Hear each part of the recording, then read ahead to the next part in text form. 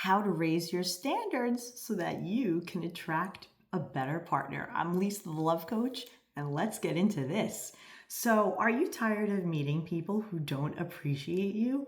You're not alone. It's time to raise your standards and attract the love that you totally want, what you really want, not settling for just someone who happens to stumble across your way, but the real deal, right? So let's dive into how that can happen.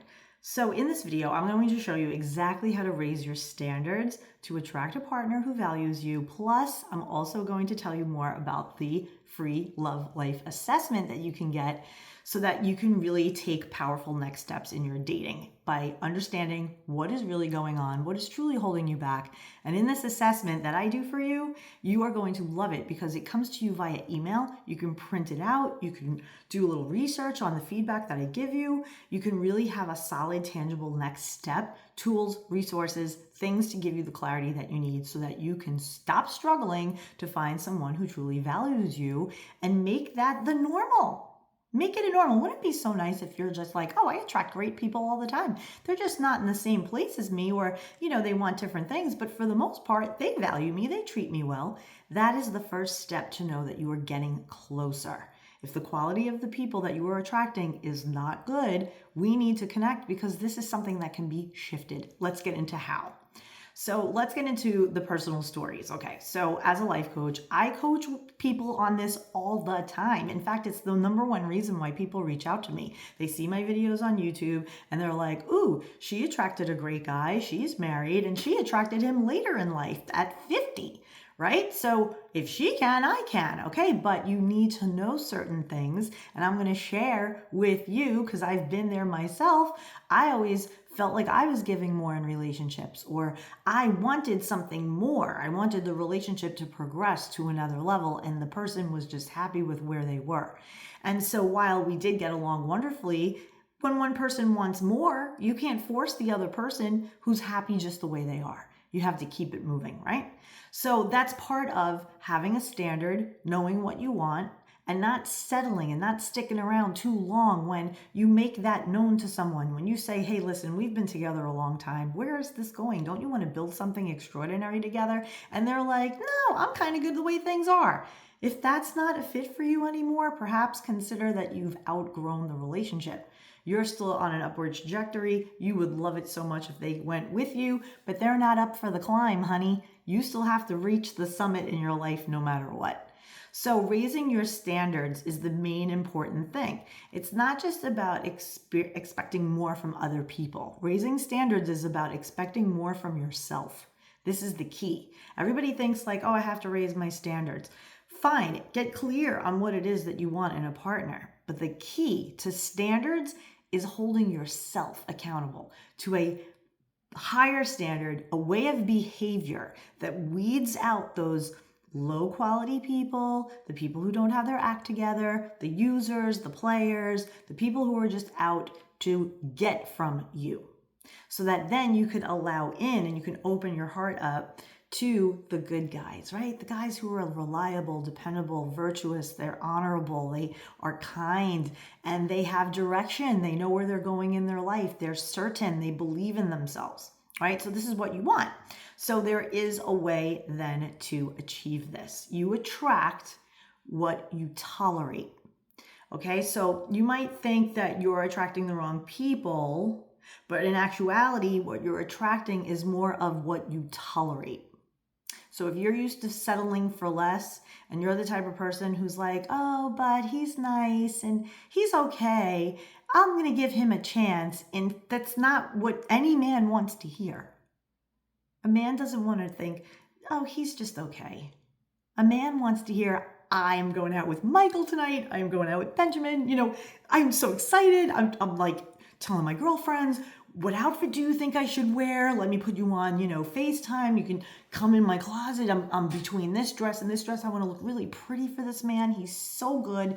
He's so funny. I hope I'm not boring. Like, they want to know that the woman kind of has the feels, kind of is like invested, wants something to happen, meaning a chemistry to form, a rapport to build. So they don't like it when you just come across as blah. Because if you're blah about the guy, you're going to show up blah on the date.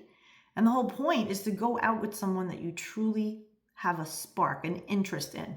One of the things that I recommend to my clients, if those are dating online, right, using online tools, online apps, is to get off the app as soon as possible. Don't engage in this 3 weeks of texting back and forth to not even have a date, right? This is about raising your standards, meaning your behavior is going to send a message that this girl or this guy is not someone who's having time be wasted.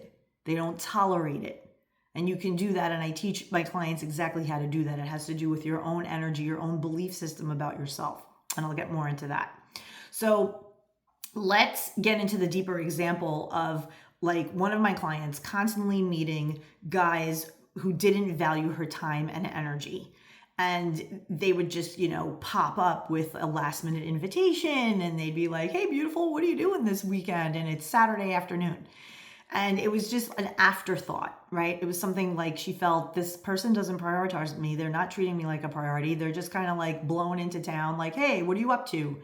And she didn't have boundaries for that. She didn't know how to respond. So she didn't respond at all.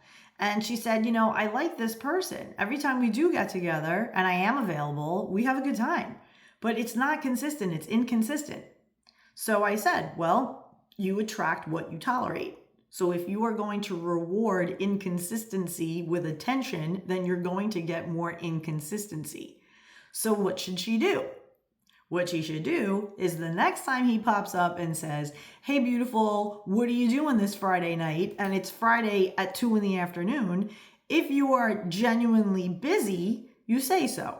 If you are not busy and you do want to see him, you respond by saying, hey, so you're lucky that I don't have plans tonight. I was actually going to stay in. What do you have in mind? And then you put it on him. Oh, I was thinking of maybe grabbing a bite. Okay, perfect. I can be ready by 6:30. Where would you like to meet? Now, he's not off the hook. When you get there, this is when you're in the date, you're in the moment, you're on it, right? And you say to him, so, Chris, we have a good time when we hang out together, yeah? And we go on dates and stuff. We have a good time. Yeah, we do. We have a great time. That's why I called you up tonight. Okay, so I have a question for you. Do you think that you could perhaps reach out to me in advance? You're lucky that I was available tonight. But typically, like the other times that you reached out, I wasn't available. But perhaps I could be available if you reach out to me sooner. And actually, we can make a plan. This way, it's not so last minute. Now, if you're not up for that, that's totally fine. But this will be the last time that I could entertain this. Because I am dating to attract my husband. I'm dating for a long-term committed relationship. And that requires consistency. See, so I'm glad that we're out and we're talking about this. And if you're not where I am, totally fine. If you're all about the casual and like all that, like that's great, no problem. But I am dating with a very clear purpose. And I don't think it's fair to you or me if we continue with this without communicating on that. Do you see how mature, graceful, you're getting your point across in person, tactfully, mature, chill. You're not judging him. You're not berating him. You're not scolding him. You're simply giving him the news about where you are at in life, right? You attract what you tolerate. So in that situation, you're telling him, I am not tolerating this. I do like you.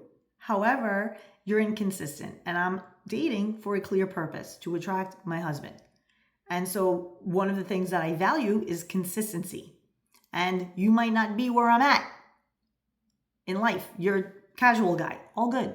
No harm, no foul. I'll see you around town and we'll be cool and social and cordial to each other. It's all good. It's just I wanted to know where you're at because I want to tell you where I'm at. And then in your own mind, you're like, yay me, because I am not tolerating this bullshit anymore. Right? You want to sit next to me? We need to be on the same page. Otherwise, you're just a friend. right? So let's keep it moving. First step to attract a partner who truly values you is to stop tolerating the behavior that doesn't align with your standards. So you really need to get super clear on your standards, right? All these examples that I'm giving and everything, they're not going to stick for you until you get to the root reason. And there's a good reason. There's a good reason. This is your opportunity to find out what that reason is for why you settle, why you tolerate the bullshit. Because there's a good reason.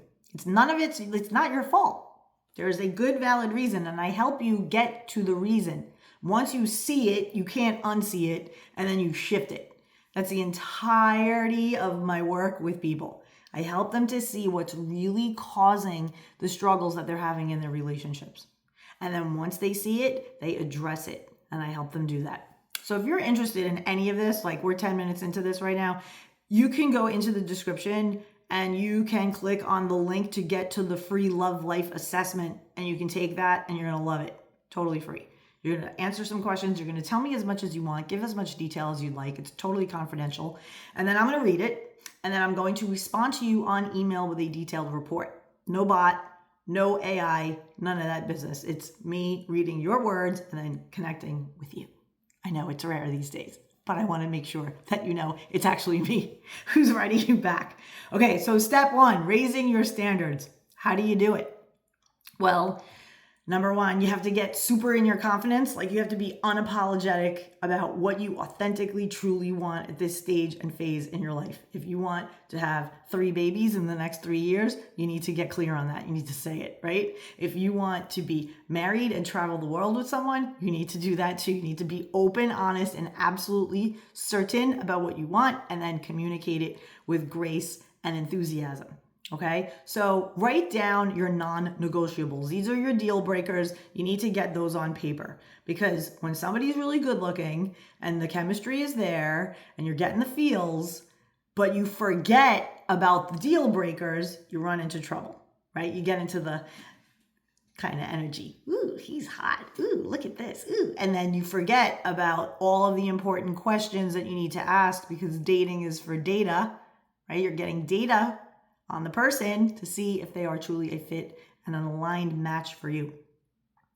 So you also want to know your worth, and you want to have faith and knowing that when you know your worth, the universe will respond favorably by bringing you people who align with that energy.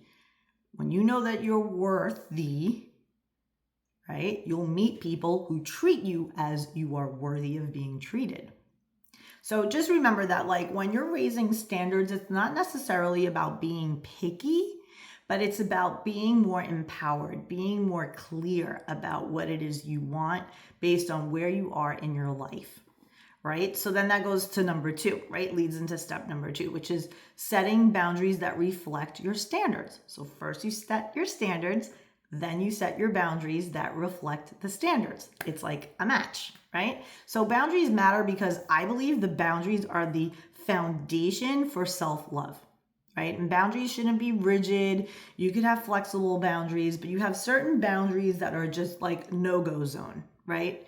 Example, if someone shows up late for a date, what's your boundary on that? Are you like, oh, it's okay, or it's only 10 minutes, or they called ahead? Like, get clear on what you tolerate, what you don't tolerate, what your deal breakers are, and what your boundaries are. Another example of boundaries, which is super common, is when you get intimate with someone and when you allow them in your space. So you go on a date with a guy and you're getting kind of like the feels, right? You're out and you're in public and he might be like putting his hand on your leg and you're feeling it, you're in it, you're loving it. But do you have the boundary of, I do not allow anyone in my home space until I see their home space first, because I want to know how they live before they see where I live. And furthermore, I want to get to know this person for at least another 3 or 4 dates before I have them in my home space, right? I want to be out in public more. I want to get to know them better, right? So these are all boundaries that women can have. It's okay to have that boundary, right? Another boundary could be something like, let's say on Saturday mornings you do Pilates or some fitness class or whatever, and it's like 9 in the morning, And your boundary is, I'll go out on a Friday night, but I have to shut it down by midnight. Like little Cinderella, right? You gotta be like, I gotta shut it down by midnight. I'd love to go out with you. Let's do an early like happy hour, because I have an early fitness class on Saturday mornings and I love it. And so I can come and, hang out with you. We could get together, but I have to kind of shut it down by midnight. And then, when 10 o'clock starts rolling around and you're like, I'm going to go, I'm getting a little tired. I have to wake up early for the, fitness class. Or when he's trying to push more, oh, can we have another round of shots? You're like, no, I'm not going to have any more because I have my fitness class in the morning. It shows self-discipline.